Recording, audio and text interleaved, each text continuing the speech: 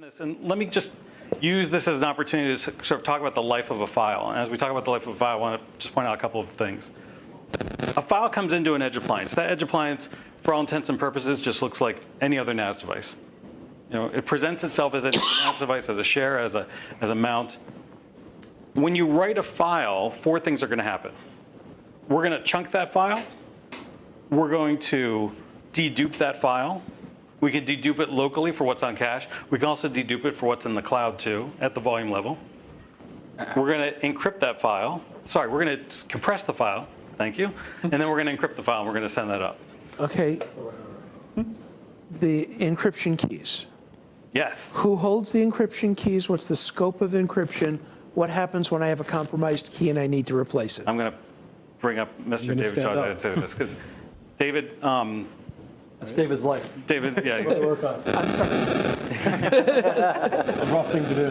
The short answer is we don't hold the encryption keys. We don't want to hold the encryption keys. We don't want that responsibility. It's a terrible thing to have. Right. But if somebody breaks into one of my branch offices and steals an edge appliance, yes. Now I need to re-encrypt everything. What you can do is you can add a new key and deprecate the old key onto the filer, and new data, a little higher? How's that? Add a new key onto the filer, new data gets encrypted to the old key, and we're still compatible with the existing data in the cloud. Okay, but that edge filer has been stolen. Yes. And that key is embedded in that edge file. My old key is embedded in that edge filer. I don't want my old data encrypted with that old key anymore. It is now vulnerable. It is now, excuse me? Vulnerable. Yes, it's potentially compromised. It's potentially compromised. There's two layers here. First of all, the cloud credentials. They have to be able to get to it to be able to decrypt it. So remember that you need to be able to actually access the cloud to get the data. Okay, if I have a Which we can. If I have literally a stolen physical physical file, or someone takes it in a forklift and drives away. Right. Step one would be change your key. New data gets encrypted to a new key. Step two, simultaneously, change your cloud credentials. You can only decrypt something if you can actually get it. He'll still have access to whatever's locally cached at that moment in time. Correct, because that's stored locally. Right. Yeah, and if he drives off someplace and plugs it into the net before I change the cloud credentials, or you're saying my data is protected by a password and I'm not satisfied with that. So again, I ask, how do I get you to change all of your encryption because I don't trust that it is encrypted safely anymore? I'm not quite sure I'm under. I think Howard's just looking for a different model in which encryption is tied to something outside of the appliance. That might be a solution. Something. But encrypted data is not safe forever. Encrypted data is only safe as long as the key is safe. Yeah. The key is compromised, and cloud credentials are just a password. If passwords were good enough, we wouldn't encrypt in the first place.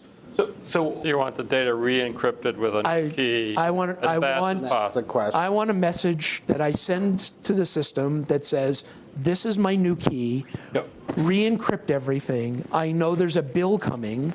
You fire up some EC2 instances because my data is in S3, and you re-encrypt everything. That is actually something that we've looked at, and there are a number of really significant. I didn't say it was easy. Right, and it's not. It's not. A customer that has many tens or hundreds of terabytes of data needs to essentially you need to decrypt and re-encrypt.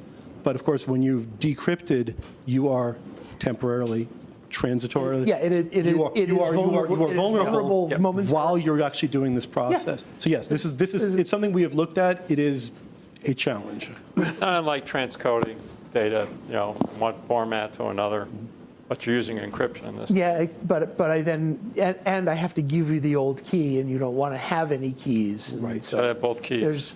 There's lots. Right. There's lots of gotchas. Of course, but in the model you're suggesting that old key is then compromised, so you'd be giving us the compromised key. Which I don't mind really as much. Right. You do not need to give us the new key to do. Right. Okay. Is the data it's living at the edge, protected from a RAID protection. So I'm writing a file. It is RAID File gets protected. onto the edge appliance at some point. At some point later, it gets actually uploaded to the cloud. But during its life on the edge, how is it protected? RAID 5 everywhere except one model, I think. One model's RAID 6. Well, I was thinking the old NF50. RAID 5. Oh, excuse me. The very, very small NF50 was RAID 1. Yeah. They're all RAID of some sort. Yeah. And But are you the asking in virtual terms of, version is whatever RAID RAID protection, or are you asking the in terms of like VMFS is. encryption protection? No, I'm talking RAID protection. Oh, yes, Data I'm sorry. protection of a problem with the edge. If, let's say the edge goes down or something like that, you've got the data in some sort of non-volatile storage or something. All of our hardware models have RAID of some level. And in the case of a virtual filer, it's up to the hypervisor box to be protected in whatever way. And if there's a power failure, how does that survive? So if the power is lost on the edge appliance while a file is being written, Yeah, it's for SSDs or for spinning disks. It wouldn't affect. I mean, it would affect to the write to the disk, but Right. after the write to the disk, it will still be there. is it It's not non-volatile memory. It's not that not type of cache. non-volatile memory? Is it write through cache kind of thing, or is it written to Oh, I cache understand what you're first and asking. then to the disk? There's a battery-backed cache on the RAID card itself. So if you're not, let's say you're not using a UPS or something, and there's a power failure mid-write, when the power comes back, the write will complete. Okay, and you're not using the system memory as a write cache above the RAID card? No, we are not. No. Okay. These are all based on the Dell R series. So it's essentially like an R630 or an R640, 730, 740 at this point. Yeah, and in the virtual world, it's Whatever the guy it is who you want- builds yeah, the whatever- virtual environment's whatever you want. Yeah, responsibility yeah, to do yeah. all To this. handle that, right. Yep. Anything else on the security? One other thing, thanks. I just want to make a point. So Ray, you had said before, before we started rolling, we were talking about us being a gateway. I just want to emphasize the point here.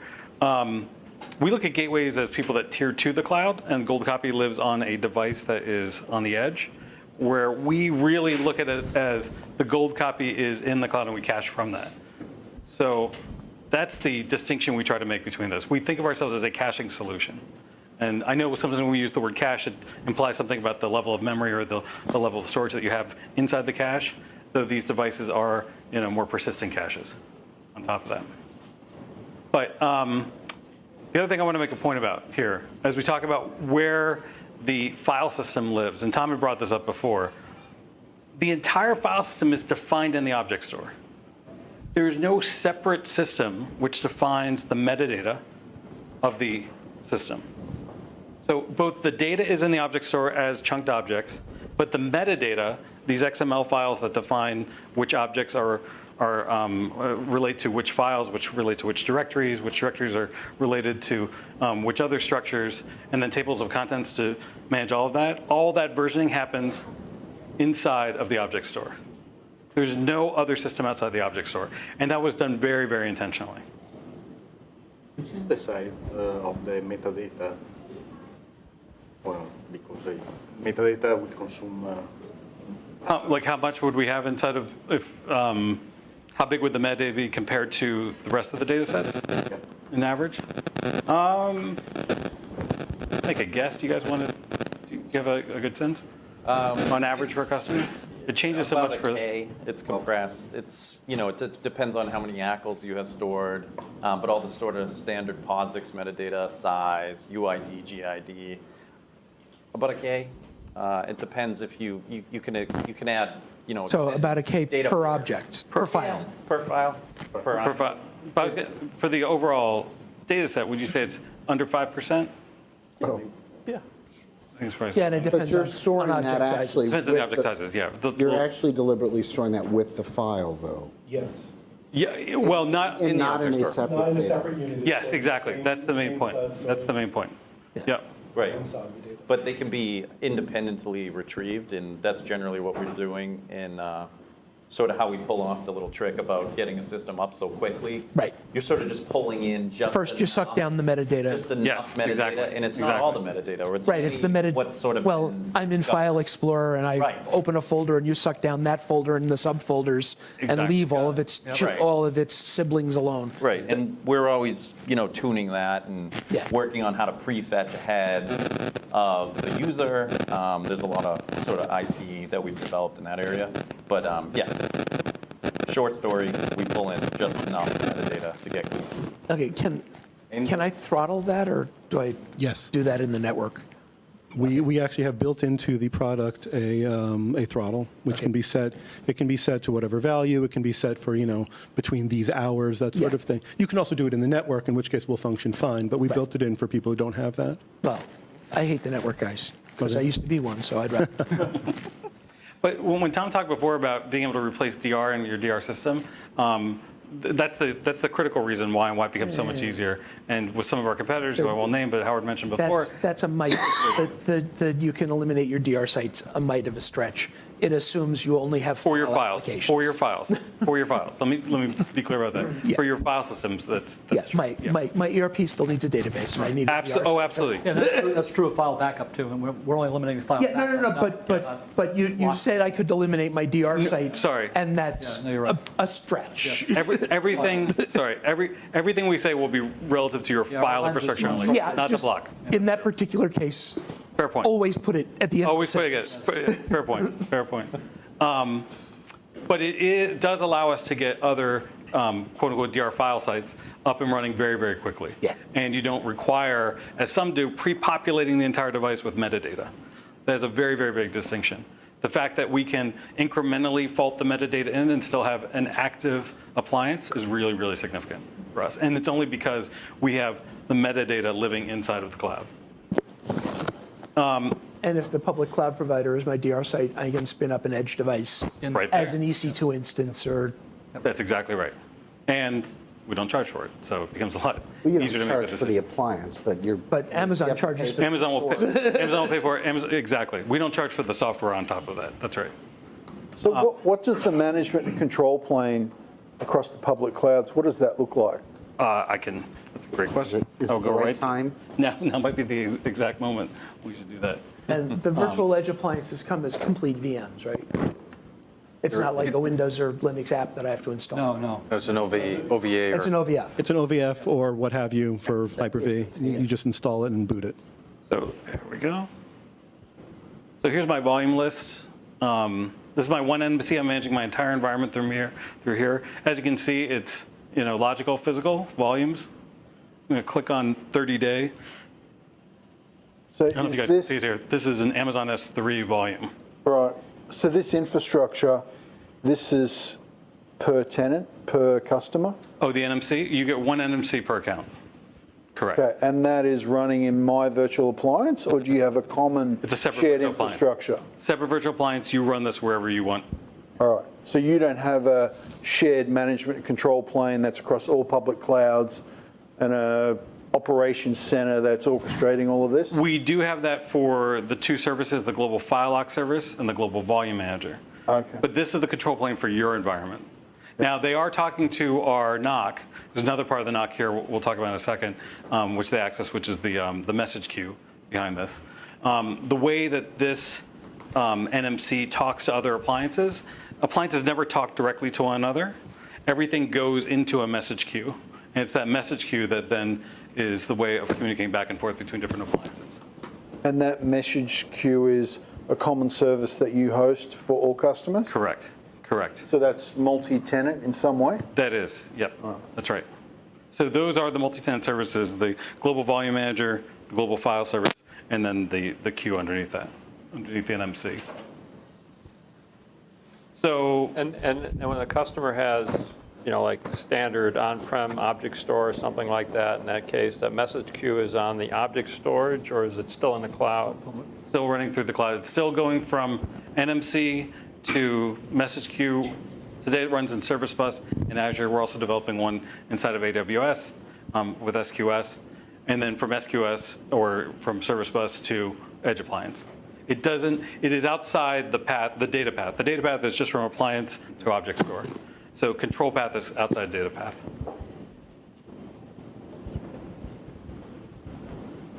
So we talked about 30-day, we talked about this being on S3, just to show you all. So go back. And then I've got my Azure test volume, which is also on Azure. So in my one environment, I can choose which backend I'm going to have for my different volumes. And then I get the choice of, I'm sorry you can't, let me try to change the size of this a little bit.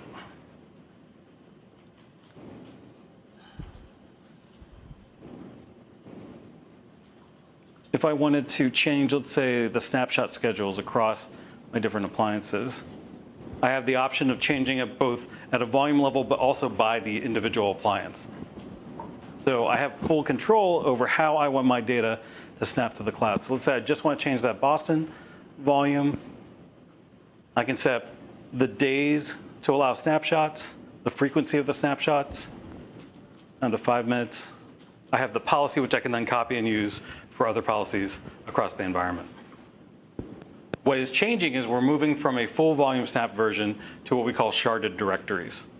So the unit of protection, or at least the unit of calculation, will be at a smaller level, a dynamic shard that will create it as a subdivision within the directory.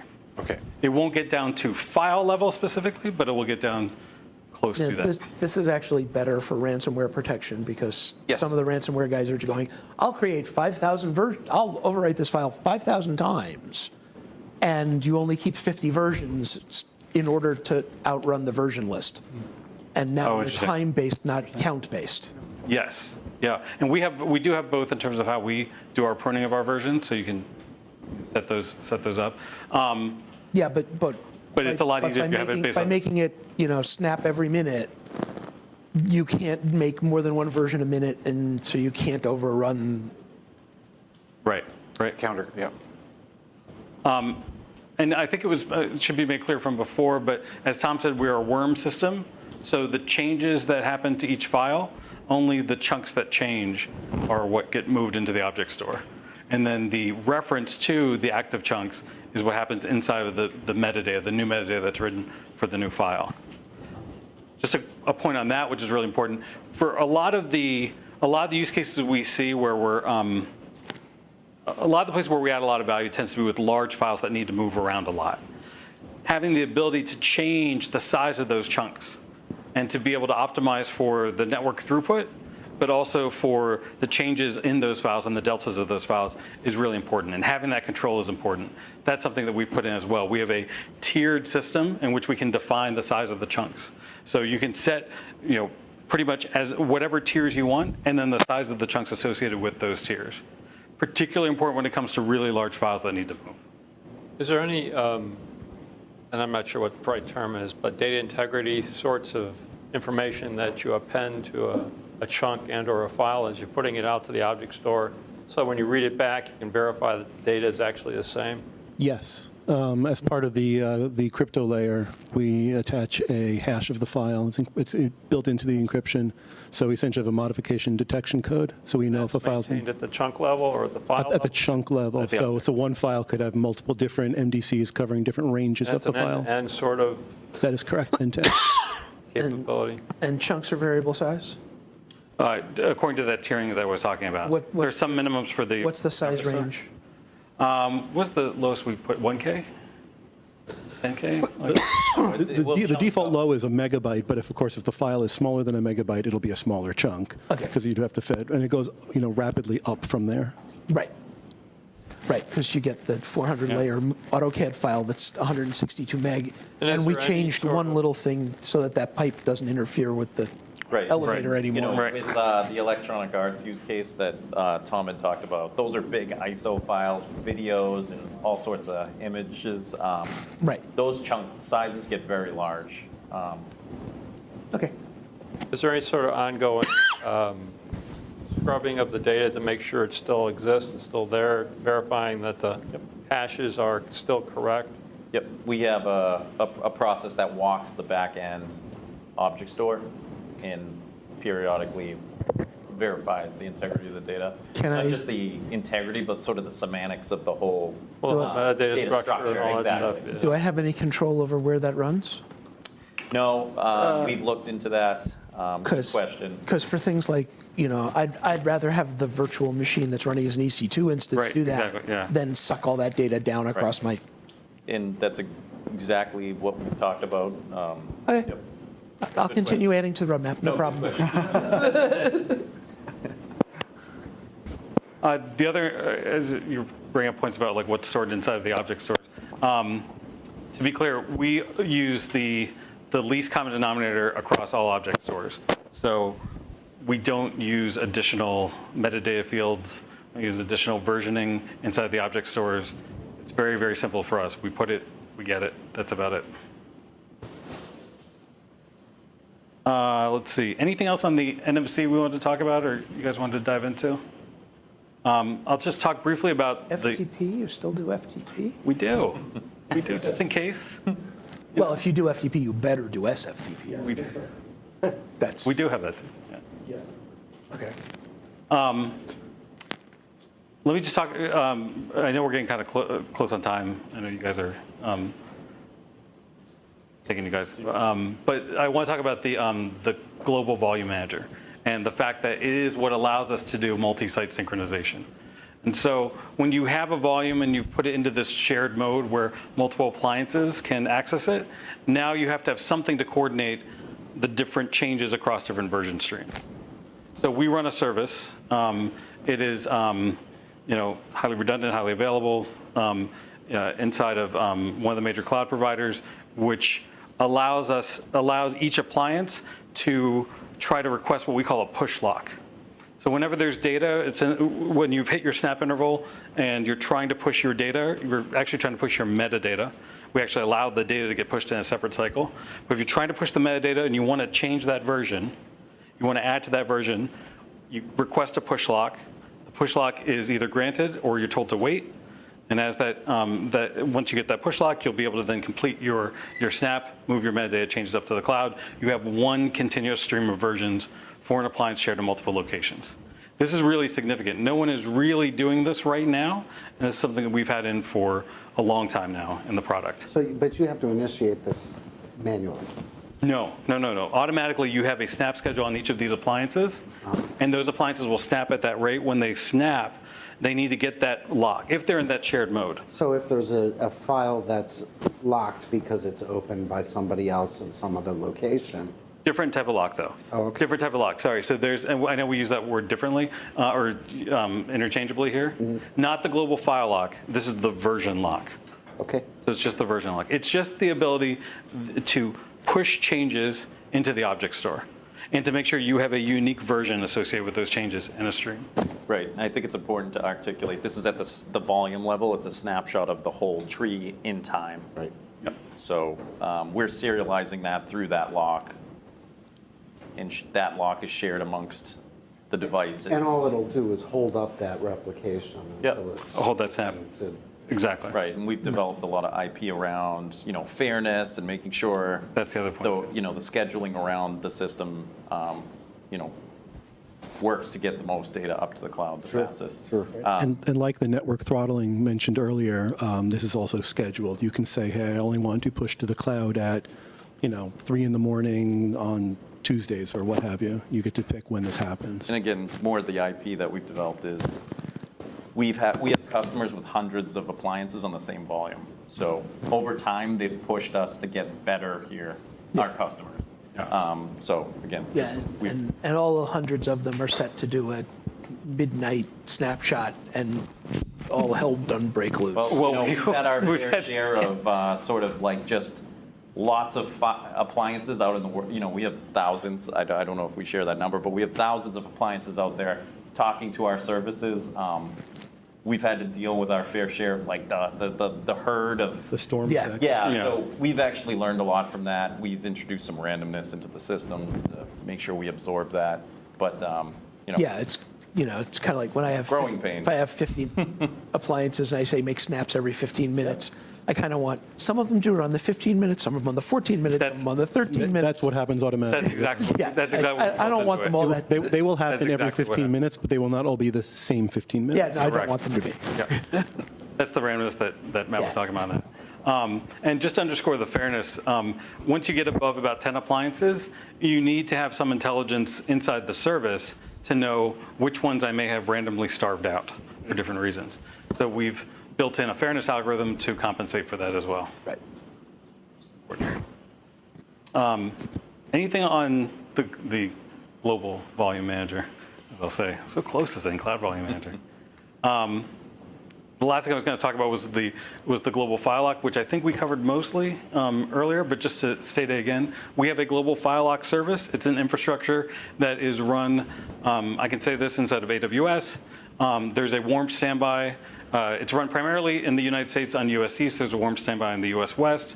We've done failovers seamlessly without having any locks drop or any customers call us and talk about those locks dropping. So as soon as we see problems in US East, we automatically fail over to US West and then fail over when it's safe again.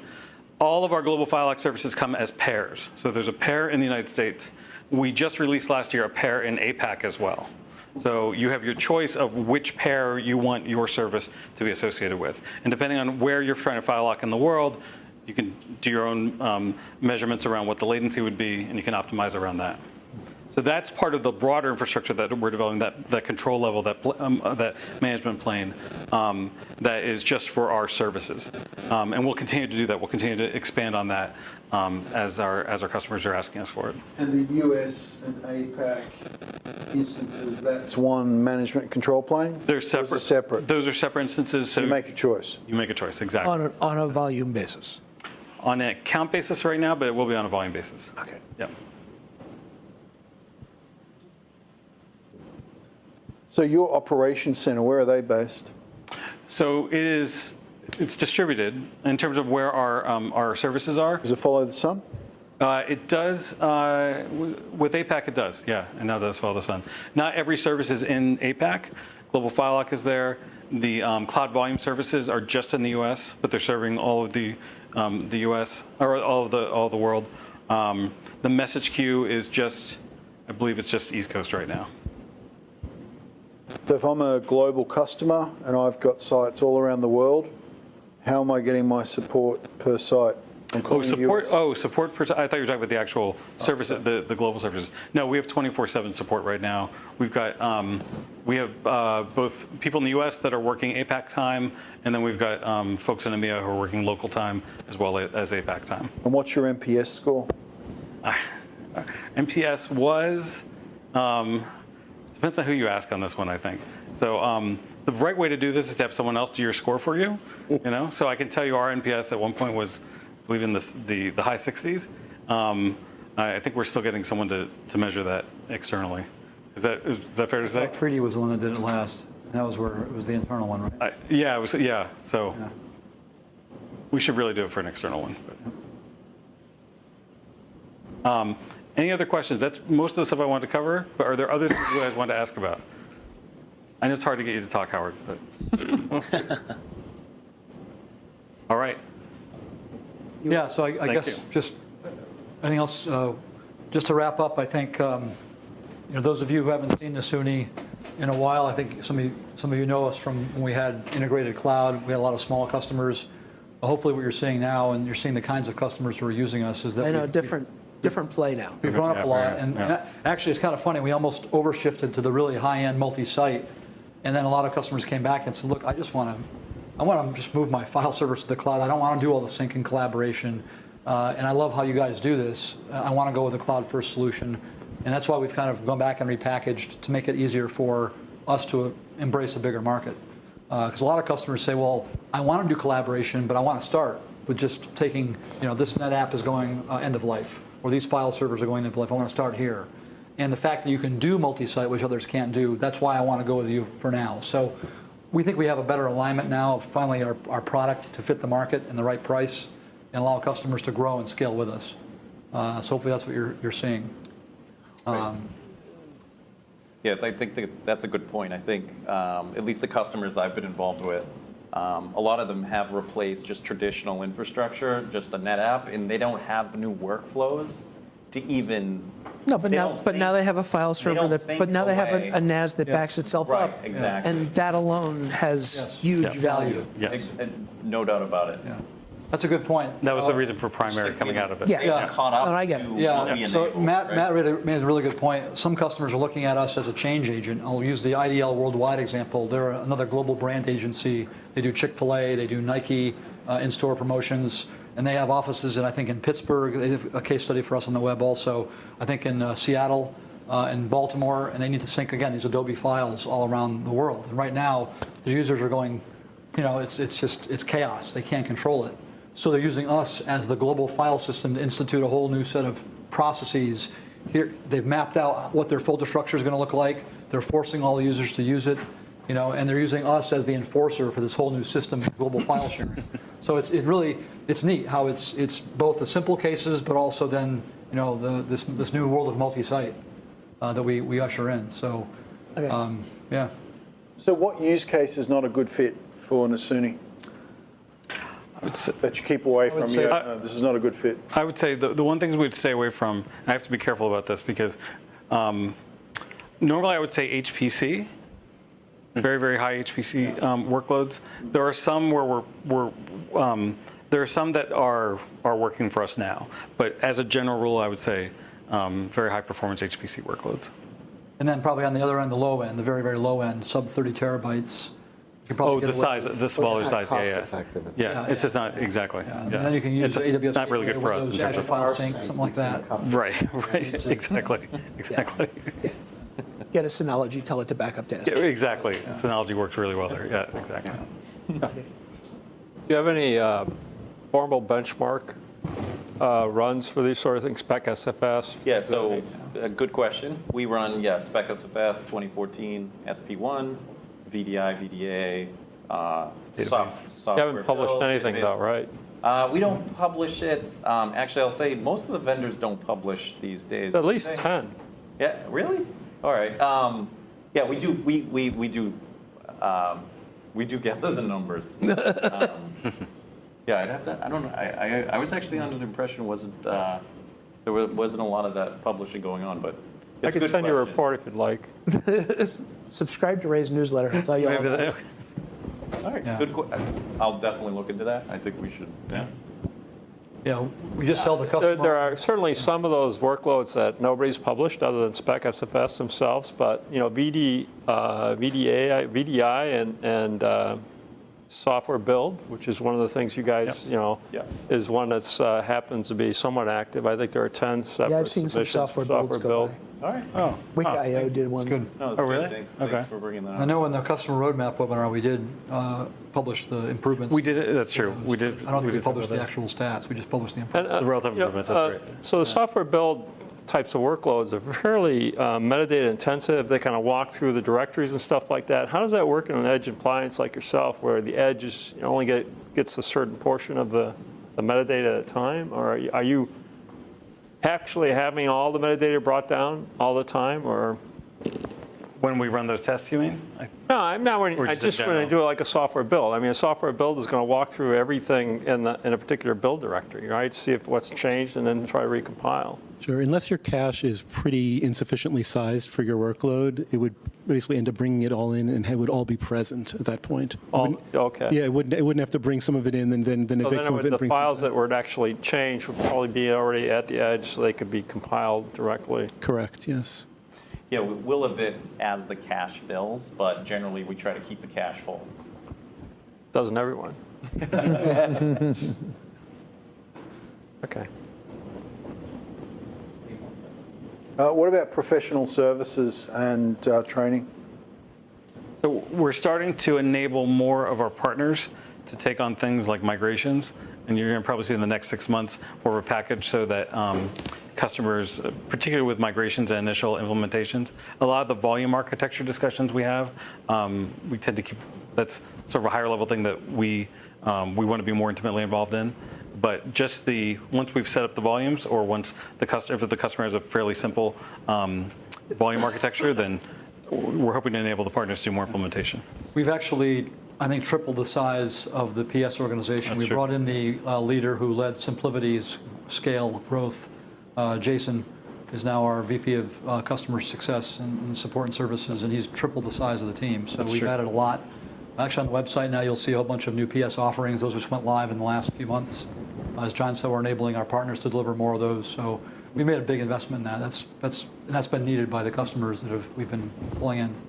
And what's your average time to completion for project execution, approximately? I know every customer's different. Yeah, That's a great question.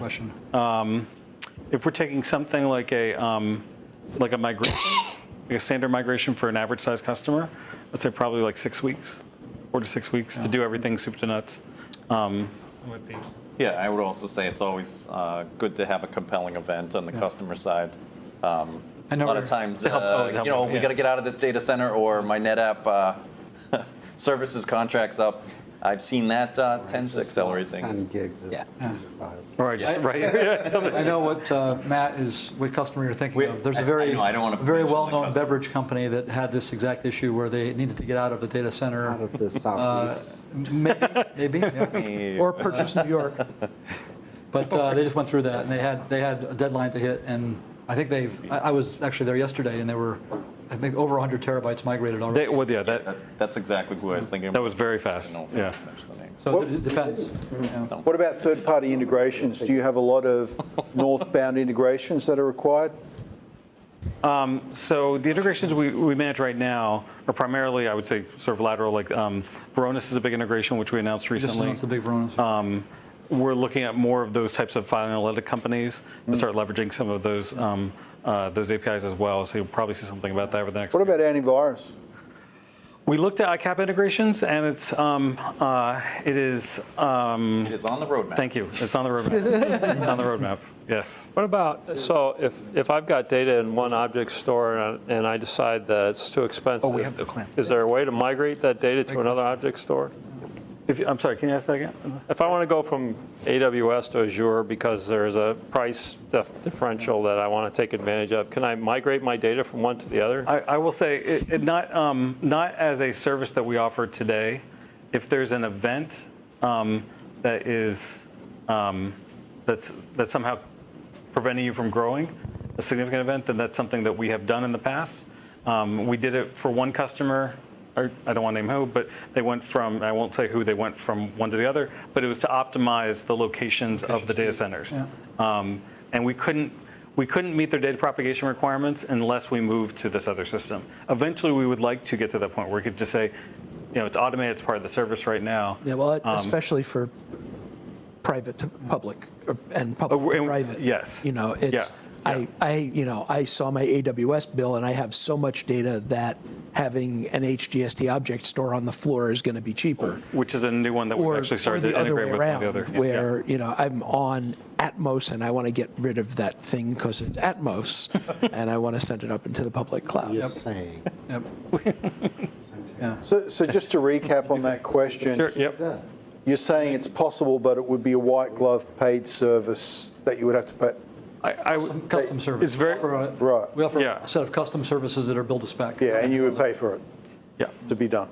And it would have to be it is a difficult thing for us to do, so we'd have to just really look at it.